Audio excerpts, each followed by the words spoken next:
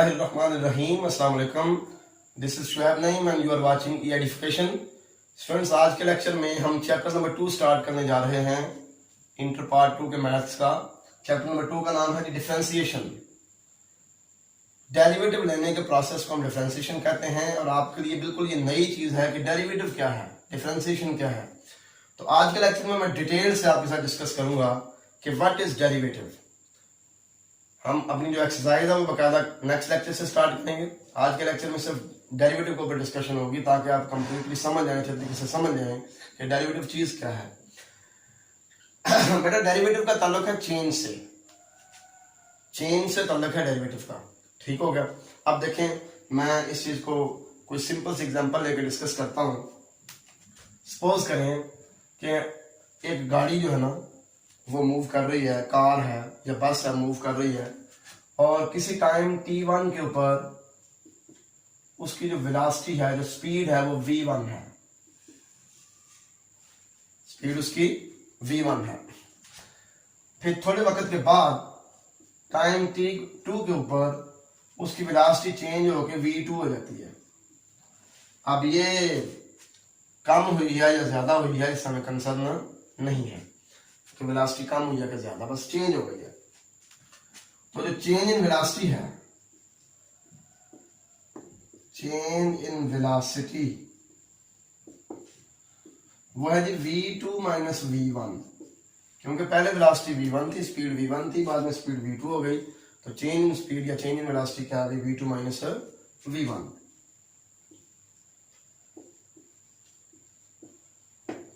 Change in time, change in time यानी कि time interval हमारा क्या है, t2 माइनस t1। जब हमने मोशन को ऑब्जर्व करना शुरू किया उस वक्त टाइम t1 था जबकि वेलोसिटी v1 थी।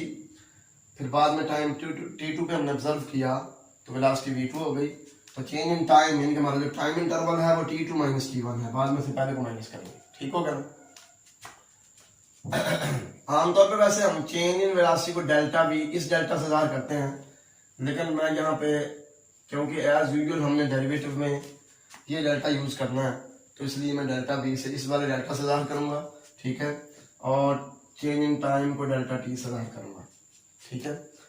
अगर हम चेंज इन वेलोसिटी को चेंज इन टाइम पे डिवाइड कर दें तो इसको कहते हैं average rate of change of speed with respect to time. Change in speed को चेंज इन टाइम पे डिवाइड कर दें, इसको कहते हैं average rate of change of speed with respect to time. अगर मैं ये कहूं कि जिस टाइम इंटरवल में स्पीड में तब्दीली आई है वो टाइम इंटरवल बहुत छोटा है, डेल्टा टी अप्रोच करता है 0 को। ठीक है।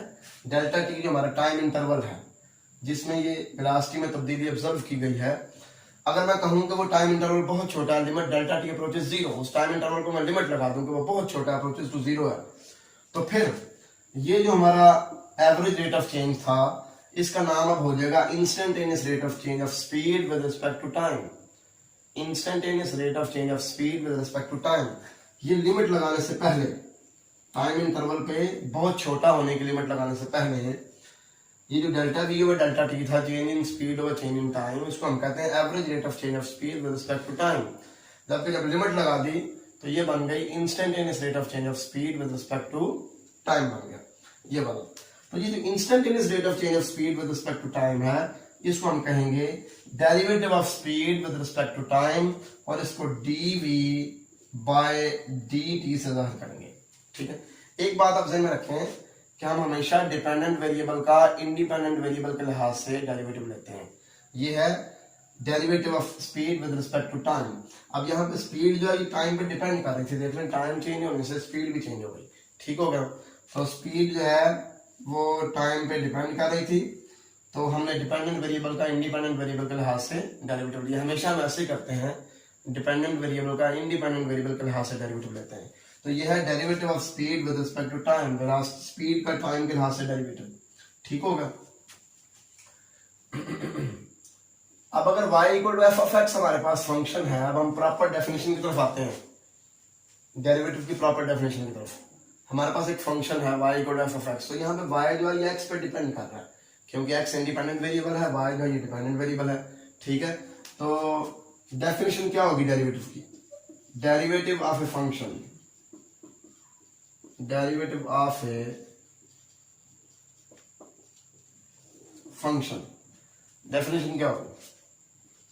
Late y is equal to f of x, then its derivative, इस फंक्शन का जो डेरिवेटिव है विद रिस्पेक्ट टू x